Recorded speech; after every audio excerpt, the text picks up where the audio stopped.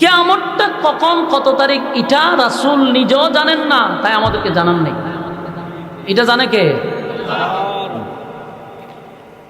তো কিয়ামত হবে এটা নিশ্চিত। রাসূল ওই সময় বলছে যে কিয়ামত এতটুকু দূরত্ব, এই যে দুইটা আঙ্গুল দেখাইছে যে এতটুকু দূরত্ব, মানে খুব কাছাকাছি। দুনিয়াটা বৃদ্ধ হয়ে গেছে, এই দুনিয়া বৃদ্ধ হয়ে গেছে, এটা বহুদিন হয়ে গেছে, বৃদ্ধ হয়ে গেছে দুনিয়া। কিয়ামত খুব কাছাকাছি। আর কিয়ামত তখনই হবে যখন সমাজের মধ্যে মদ গাঞ্জা বেশি চলবে। মদ চলতেছে না এখন, বোতল, সব জায়গায় বোতল চলতেছে, বুঝবেন এটা কিয়ামতের আলামত। মন্ত্রীরও যদি কোনো বারের দোকান দেয়, এটার মধ্যে মদ চলে। মন্ত্রীর হোটেলে মদ চলে, মন্ত্রীর হোটেলে পতিতালয়ে চলে। এই 16 বছরের মন্ত্রীরা এই খামো করে গেছে, এদের নিজস্ব হোটেলে পতিতা আছে। তো এটা কিসের আলামত? কিয়ামতের আলামত। কিয়ামতের আগে মদের একটা, মদকে বৈধতা দেওয়া হবে। পানির মতো মদ বৈশা বৈশা মানুষ খাবে, ড্রিঙ্কসের মতো। যেটা একটা আমরা যেমন ঠান্ডা খাই না, 7 আপ মানুষ খায় না, ওইভাবে মদ খাবে। বুঝবা কিয়ামত খুব কাছে। কিয়ামতের আগে বেহায়াপনা বেড়ে যাবে, উলঙ্গ বেহায়াপনা এটা বেড়ে যাবে। বাড়ছিনি? মহিলারা পুরুষের বেশ ধরবে, আর পুরুষটা মহিলাদের বেশ ধরবে। এটাও কিয়ামতের আলামত।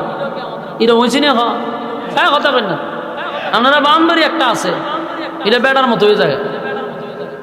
বানাইছে তোরে বেটি, তুই বেটা হস করে। আবার অনেক বেটা আছে পুরুষ মানুষ, যারা বেটি হয়ে যাবে।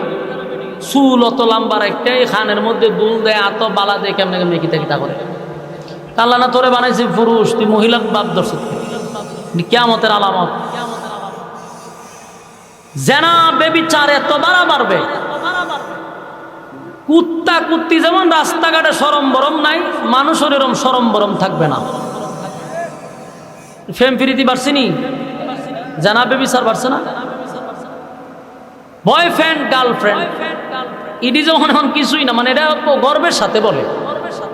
আগে তো মানে লজ্জা সরম ছিল, এখন লজ্জা সরম না, এখন বুক ফোলায় বয়ফ্রেন্ডটা কিতা গার্লফ্রেন্ড। রাস্তাঘাটে দেখবেন এরা একজন একজন আত দূরে চলতেছে, মানে কোনো লজ্জা সরম বলতেন আল্লাহ রাসূল কয়টা কিয়ামতের আলামত।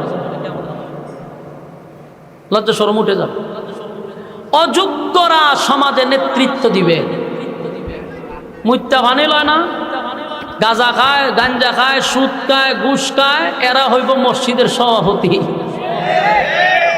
এক ওয়াক্ত নামাজ নাই, শুক্রবার একদিন আয়ে টুপি একটা কই ছবি তুলতে বাইর করে বাইকিরা বিসমিল্লাহ করে মাথার দিয়ে সামনে খাতার হারে জায়গা। অনেক সভাপতি বললে মসজিদুল ইন্ডিমিন্দামের লেগে জায়গা।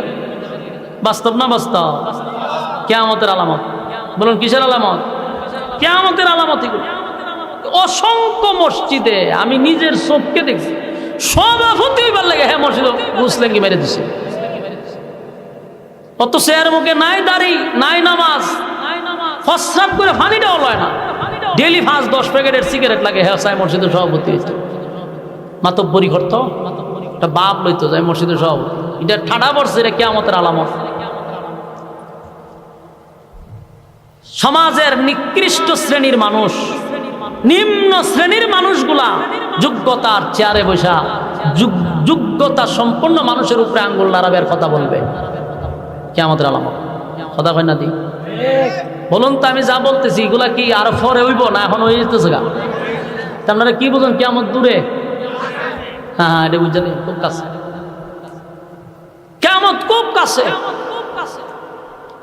এগুলা যা ঘটতেছেন এগুলো হইল ছোট ছোট আলামত। কিয়ামত হওয়ার আগে যে আলামত গুলা, এলেম উঠায় নেওয়া হবে। এলেম উঠায় বলতে কি তা কোরআন শরীফে ফাতা উঠতে যাবো গা?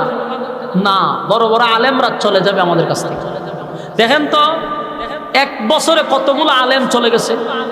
বাংলাদেশের এলেমের জাহাজ যারা ছিল গেছে গা, কিন্তু আর কয়েকজন আছে, এরা গেলে বুঝবেন যে কিয়ামত আরো কাছে। এগুলো উঠে যাবে আস্তে আস্তে। আল্লাহ বলেন রাসূল সাল্লাল্লাহু আলাইহি সাল্লামের কাছে আইয়া বেঈমানরা বারবার কয় কিয়ামত কখন হবে। তখনই আল্লাহ এই জবাবে সূরা জিলজাল নাজিল করছে। আল্লাহ কয় কিয়ামত হবে, এই পৃথিবী আমি রাখবো না, এই পৃথিবী আমি রাখবো না, সব ধ্বংস করে দিব। এই প্যান্ডেলটা যে আপনারা বানাইছেন, বলুন তো দেখি এটা কি কালকে থাকবে? তো কেন এখন কেন বলে প্রয়োজনে। বলুন কেন? প্রয়োজন। কালকে এটা থাকবে না, কারণ প্রয়োজন নেই। এই বিশ্ব পরিস্থিতির পরিসমাপ্তি আল্লাহ ঠিক এইভাবেই ঘটাইয়া দিবে।